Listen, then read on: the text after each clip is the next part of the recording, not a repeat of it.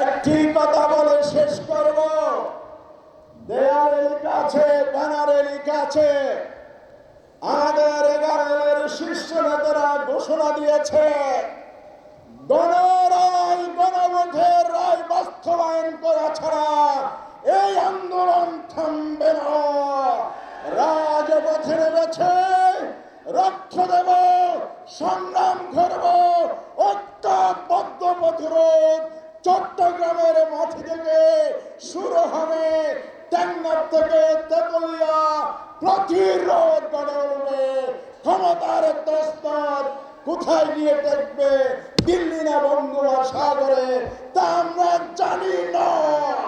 11 দিন ঐক্যবদ্ধ হয়েছে, দাবি আদায় করে জলে ফিরবে ইনশাআল্লাহ। সবাইকে ধন্যবাদ। আসসালামু আলাইকুম। আমরা সকলে জানি একটি কথা, বৃক্ষ তোমার নাম, ফলেই পরিচয়। বিএনপি তোমার নাম, এই 3 মাসে 100 দিনে হয়ে গেছে আসল পরিচয়। প্রধানমন্ত্রী আজকে কক্সবাজার আমার এলাকায় বক্তব্য দিয়েছেন জাতীয় বাজেটকে সামনে রেখে। উনি বলেছেন বাজেটে কর হ্রাস করেছেন, এটা বিরোধী দলের পছন্দ হয় নাই। আমি ওর কাছে জিজ্ঞেস করতে চাই,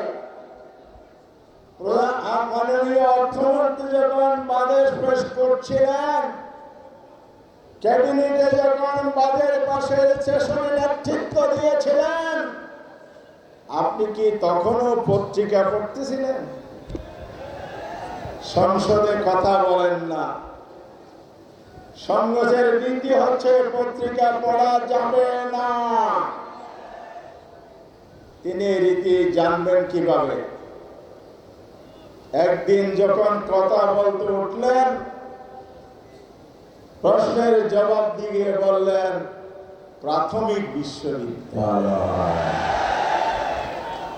আমাদের আরেকজন প্রধানমন্ত্রীর পুত্র ছিলেন, যিনি বলতেন 5,500। বন্ধুরা আমার, বাংলাদেশের মানুষের কপাল খারাপ। এমন প্রধানমন্ত্রী আমরা পাচ্ছি যাদের এতটুকু হচ্ছে বুঝ জ্ঞানের অবস্থা, পড়ালেখার কথা বলতে চায় না। ভাই আমার বন্ধুগণ, এবারের বাজেটে ওনারা বলেছেন বাজেট দেওয়ার পরে দ্রব্যমূল্য বাড়ে নাই। উনি তো বলেছিলেন বাংলাদেশে প্রথম আগমনে, কি বলেছিলেন না, আই হ্যাভ এ প্ল্যান। উনি অনেক প্ল্যান দেখিয়েছেন। লন্ডন বৈঠকে প্ল্যান প্রণয়ন করেছিলেন, সেটা আপনি এখন বাস্তবায়ন করছেন। বাজেট পেশের আগে প্ল্যান করলেন, বাজেটের মাধ্যমে যেগুলো দাম বাড়ে, তেলের দাম আগে বাড়িয়ে দাও, বিদ্যুতের দাম বাড়িয়ে দাও, গ্যাসের দাম বাড়িয়ে দাও। আমাদের কি বোকা মনে করেছেন? দাম আগেই বাড়িয়ে বাজেট পরে দাম না বাড়ে এই প্ল্যান আপনি করেছেন। বাঙালকে হাইকোর্ট দেখাবেন না। অসংখ্য আইটেম আছে, কর অনেক বাড়িয়েছেন আপনারা। বাইসাইকেলে যারা পাঠাও ছড়ে রোজগার করে, কিছুদিন পরে তারা বুঝতে পারবেন 61% কর নির্ধারণ করেছেন আপনারা। নিত্যদিনের যে সিমে কথা বলেন, দাম বাড়িয়েছেন। সময় থাকলে আরো 50টা আইটেম বলতে পারতাম, সময় নেই। সুতরাং শুভঙ্করের ফাঁকে দিয়ে যে বাজেট দিয়েছেন, আমাদের মাননীয় বিরোধী নেতা সহ বিরোধী দলের শ্রীভর নাহিদ ইসলাম সহ আমাদের যে এমপিরা আছে, শুভঙ্করের ফাঁকি পার্লামেন্টে উন্মোচিত করবে ইনশাআল্লাহ। কথা বাড়াতে চায় না। আমাদের সীমান্তে রক্ষা করার দায়িত্ব কার? স্বরাষ্ট্র মন্ত্রণালয়ের। জানেন তো আপনারা, বিজেপির দায়িত্ব।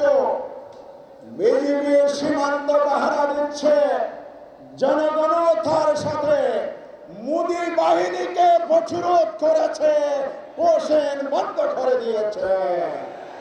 এই দায়িত্ব ছিল কিন্তু স্বরাষ্ট্রমন্ত্রী। তিনি কি বললেন? সীমান্তে যারা অপরাধে মারা যায়, হত্যাকাণ্ড হয়, এটাকে বর্ডার কিলিং বলা যাবে না। আমাদের মুসাফি সাহেব বলেছেন, মুফতি আজম নতুন নতুন ফতোয়া দেয়, কোনটা ইসলামী কোনটা ইসলামী না। আবার ওনাদের একটা জাতি ইমামও আগে ঘোষণা দিয়েছিলেন।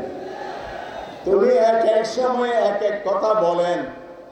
জুলাই সনদ অক্ষর অক্ষরে পালন করব বলেছিলেন, কিন্তু আবার এখন বলে যে নির্বাচন আদায়ের জন্য জুলাই সনদে স্বাক্ষর করেছিলাম।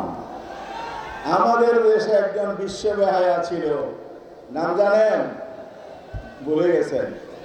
এই জাতি তো এটা ইতিহাস ভুলে যায়। সকালে এক কথা, সন্ধ্যায় আরেক কথা, রাত্রে মনে হয় সন্ধ্যায় আরেকটা কথা বলে।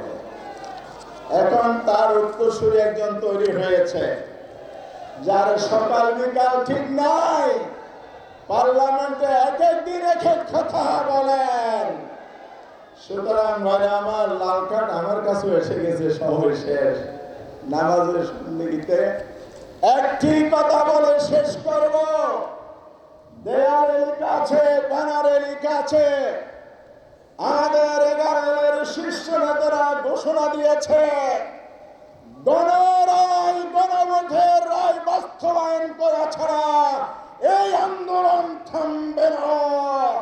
রাজপথে নেমেছে, রক্ত দেব, সংগ্রাম করব, ঐক্যবদ্ধ প্রতিরোধ চট্টগ্রামের মাটি থেকে শুরু হবে, টেকনাফ থেকে তেতুলিয়া প্রতিরোধ গড়ে উঠবে।